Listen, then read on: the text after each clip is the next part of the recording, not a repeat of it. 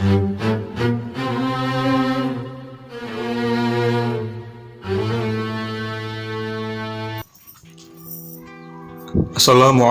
warahmatullahi wabarakatuh.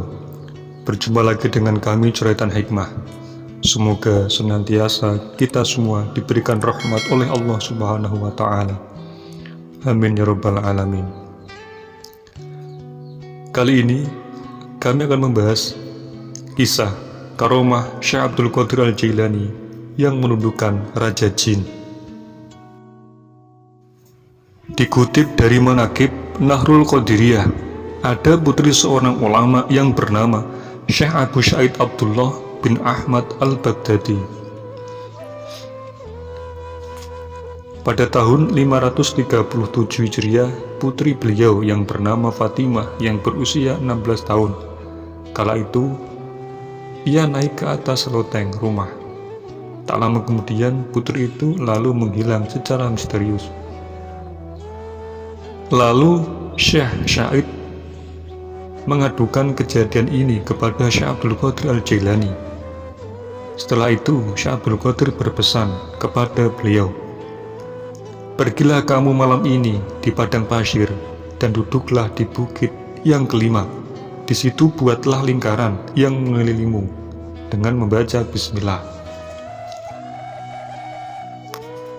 Di tengah malam akan lewat di hadapanmu rombongan jin dalam rupa yang bermacam-macam. Kamu jangan takut.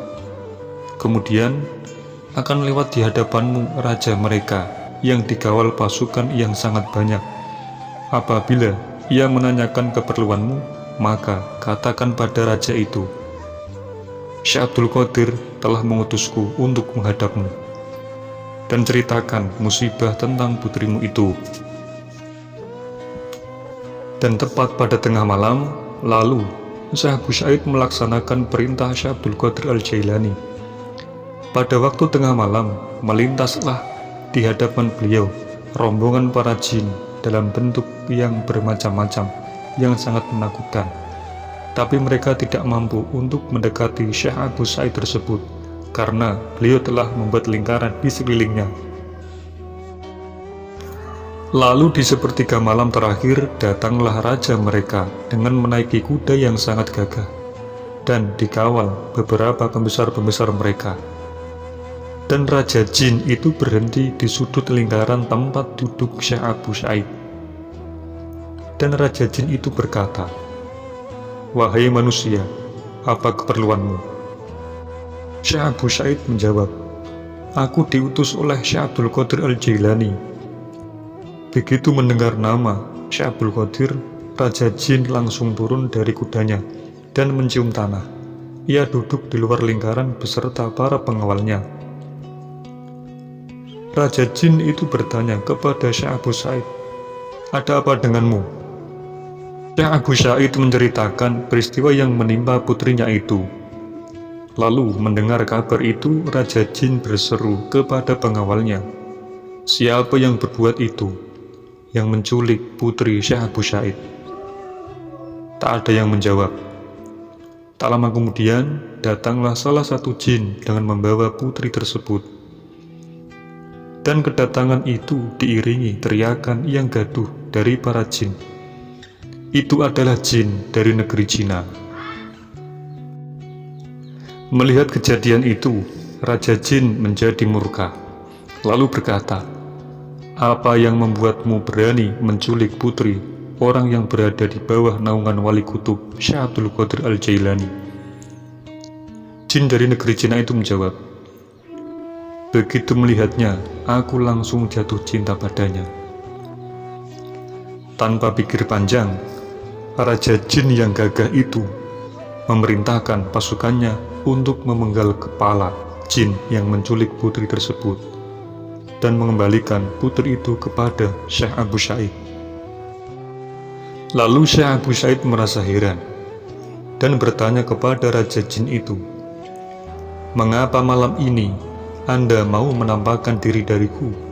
Apakah karena perintah Syekh Abdul Qadir?"